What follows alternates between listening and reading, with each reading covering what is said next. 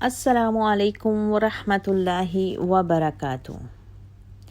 بنات الرسول میں آج ہم حضرت کلثوم رضی اللہ تعالی عنہا بنت محمد صلی اللہ علیہ وسلم کے متعلق جانیں گے۔ آپ کا نام کلثوم تھا۔ رسول مقبول صلی اللہ علیہ وسلم کی تیسری صاحبزادی تھیں۔ والدہ حضرت خدیجۃ الکبریٰ تھیں۔ اکثر اہل سیرہ نے لکھا ہے کہ حضرت کلثوم بعثت نبوی سے 6 سال پہلے پیدا ہوئیں۔ ان کا نکاح بعثت نبوی صلی اللہ علیہ وسلم سے پہلے عتیبہ بن ابو لہب سے ہوا۔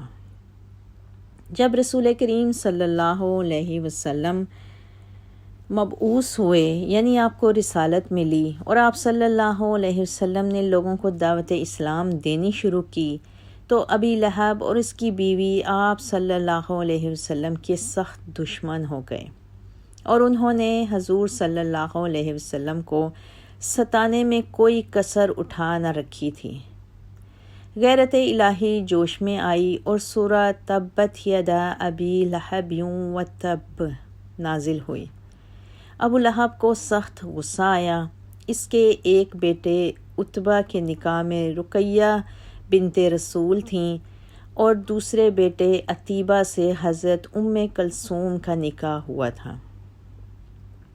اگرچہ ابھی رخصتی نہیں ہوئی تھی، ابو لہب نے اپنے دونوں بیٹوں کو بلایا اور ان سے مخاطب ہو کر کہا، یعنی میرا اٹھنا بیٹھنا تمہارے ساتھ حرام ہے اگر تم نے محمد کی لڑکی کو طلاق نہ دی۔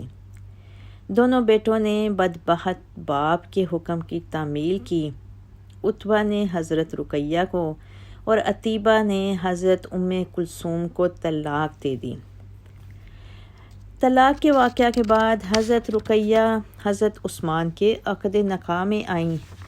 اس نکاح کو چند ہی سال گزرے تھے کہ حضرت رقیہ کا وقت آخر آ پہنچا اور انہوں نے 2 ہجری میں وفات پائی۔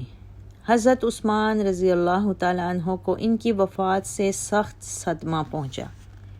اسی زمانے میں حضرت عمر فاروق رضی اللہ تعالیٰ عنہ کی صاحبزادی حضرت حفصہ بھی بیوہ ہوئیں۔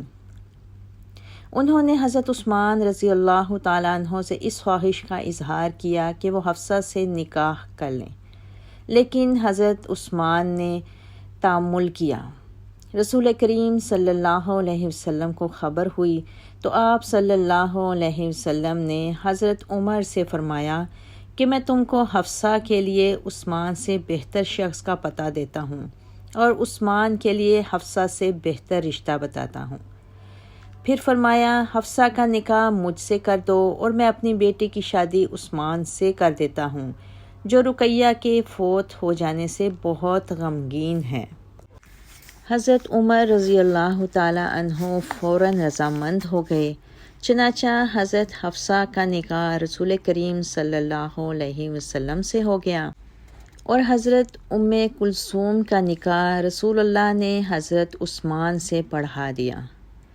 نکاح کے وقت رسول اللہ صلی اللہ علیہ وسلم نے حضرت عثمان سے فرمایا کہ اللہ تعالیٰ نے جبریل امین کے ذریعے مجھے حکم بھیجا ہے کہ اپنی بیٹی کلثوم کو اسی حق مہر پر جو رقیہ کا تھا تمہارے عقد میں دے دوں۔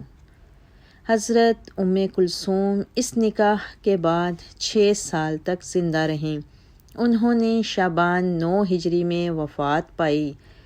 حضرت صفیہ بنت عبد المطلب، حضرت عطیہ اور حضرت اسماء بنت امیس نے رسول اللہ صلی اللہ علیہ وسلم کی ہدایت کے مطابق غسل دیا۔ رسول اللہ نے کفن کے لیے اپنی چادر دی اور خود نماز جنازہ پڑھائی۔ حضرت علی کرم اللہ وجہہ، حضرت ابو طلحہ، حضرت اسامہ بن زید اور حضرت فضل بن عباس قبر میں اترے اور سیدہ کو جنت البقیع میں سپرد خاک کر دیا۔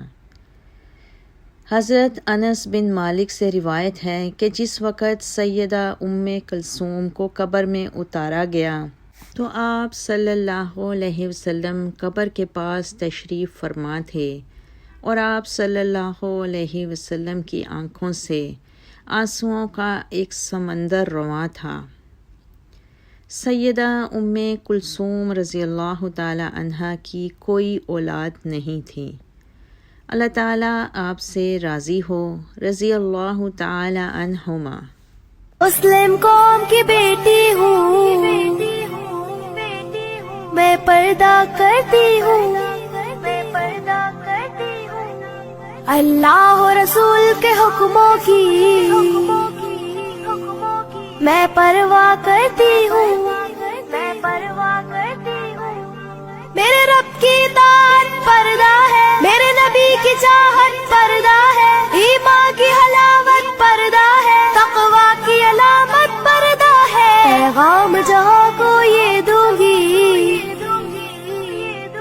پیغام جہاں کو یہ دوں گی، میں وعدہ کرتی ہوں، مسلم قوم کی بیٹی ہوں، میں پردہ کرتی ہوں، اللہ رسول کے حکموں کی میں پرواہ کرتی ہوں۔